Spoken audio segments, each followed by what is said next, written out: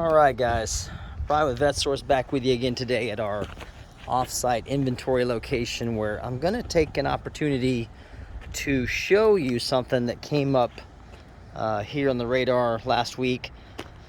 I was delivering a couple of parts to one of my clients that has a small pay-as-you-go kind of lot, and when I noticed this sad-looking GMC 2500 HD sitting back in the corner under a tree, and of course I said, "Hey, what's this doing back here?" He says, "I sold it to a guy and he overheated the motor and couldn't afford to keep paying me, so he brought it back over here, and then I tore it down and we can't use it anymore. It's no good." I said, "Okay." So now if you've watched a few of my other videos, you know that I've advocated for the 8.1 engine. It's a really impressive power plant, really well engineered, and not a whole lot can go wrong with them.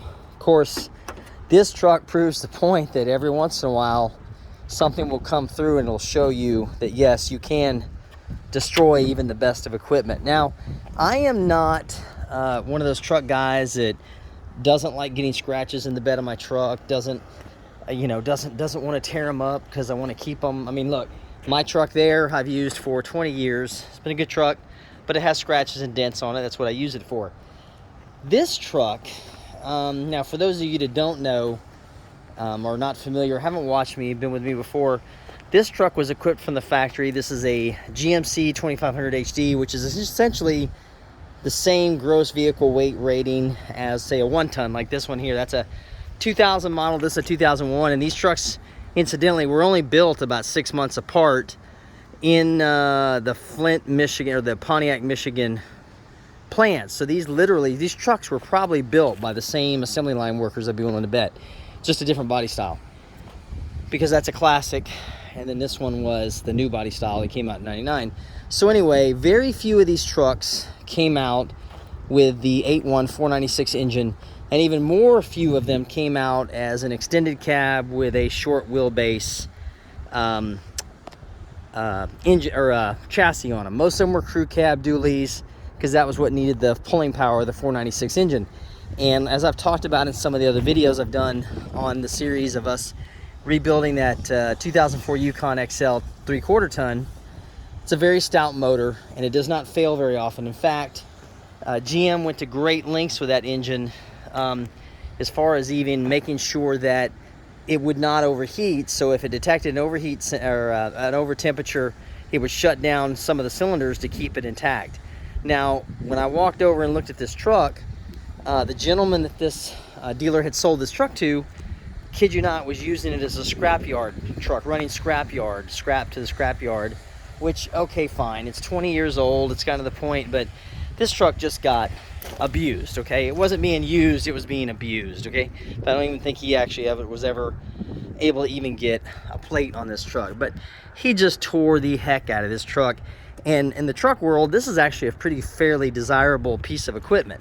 But, you know, the window got broken out, glass everywhere. It's just a mess, guys, okay? But what's funny is you can tell this was still a really nice truck at one time. I think that seat might be broken over there too. I'll have to look. But anyway, and they tore the heck out of it. So when the gentleman turned it back into the lot, he says, "Oh, it's running hot." So the dealer's mechanic came and looked at it and tore it apart. So this is what they did to it. Now, there's quite a few pieces laying in the bed of the truck of this. I am missing one cylinder head. Now, the truth is, when I saw this, I just said, you know what, it's fine. I'll buy it, because at the very minimum, I could use it for parts on our other 8.1 trucks that we have. But the more and more I looked at it, the more I realized this was going to be something I could kind of use and show you guys what happens and how to keep from abusing cars. Now, this dovetails into what my personal preference is as far as the way I work on my cars. If you followed me, and again, you've been with me, you'll notice I'm still working on our yellow gold Formula 350 that somebody elected to use a chemical solution to a mechanical problem with a bad head gasket, so they went ahead and pumped it full of liquid head gasket sealant. Well, it would appear to me, now that I'm looking, when I first looked at it, I wasn't sure, but what they did here was they did the same thing on this motor. They thought it was running hot, or it was running hot, so they pumped it full of liquid gasket sealer. And this is what they did to the block. That is a crack in the water jacket, no less. And there is all that liquid head gasket sealer blocking the actual passage. See that? That's the water jacket right there.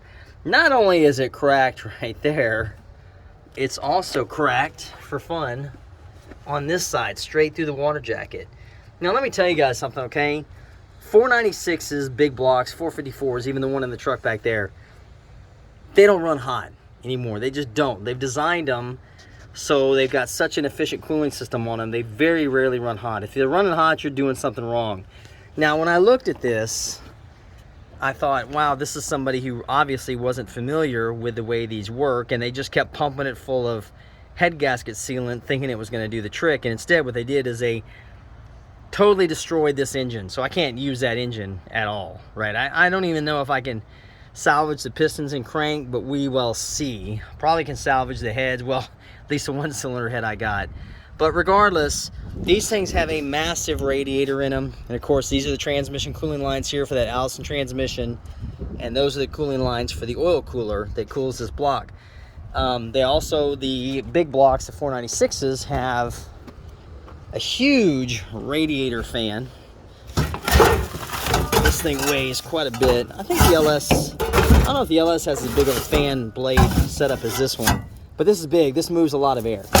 Now, the thing that I realized as I started looking more closely at this truck was the thing that it was missing.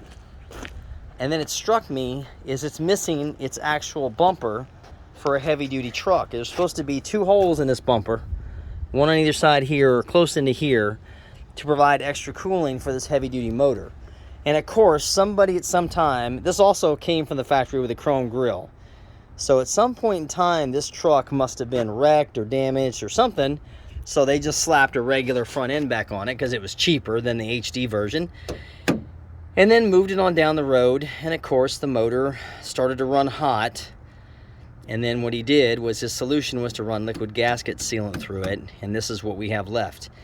So, what's interesting, again, this is a pretty premium, or was a pretty premium truck that just fell between the cracks and kept falling down and kept getting abused and abused and abused, and now here it sits here potentially as a parts car. I mean, he even, you know, look, he even just destroyed the back cab, just threw things on it.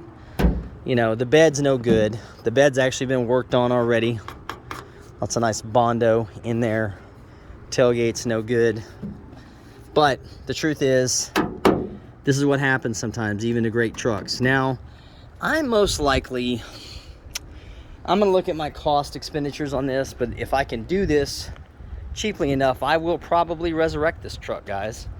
An 8.1 truck is really worth saving. And the good thing is, the 8.1 specific parts, even though a lot of them are destroyed on this one, I can get another motor. I mean, look, the transmission fluid is still, see if that'll focus in, still pretty nice and red on that thing. It's a little bit dull, but you know what?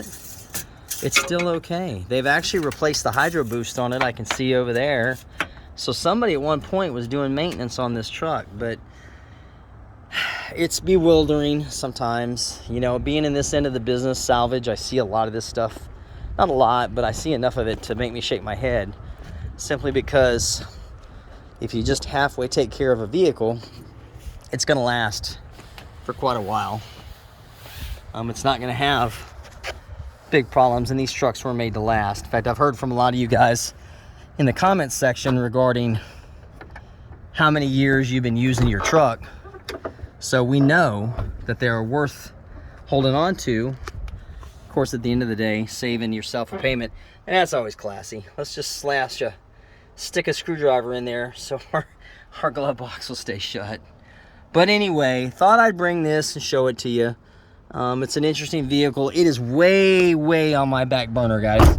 I'm not going to really invest any time. I may go over here and just do an inventory, clean up stuff, and leave it sitting here ugly, because it's not hurting it. But I am going to go ahead and put a window in this thing, just to keep the rain out of it. I'm going to put some door handles back on that side since they were destroyed. So let me know what you guys think.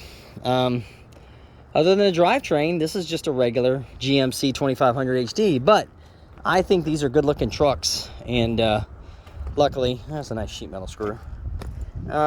Luckily, they're not that terribly hard to put back together. So I will talk at you guys on the next video, and hope to see everybody then. Thanks for watching.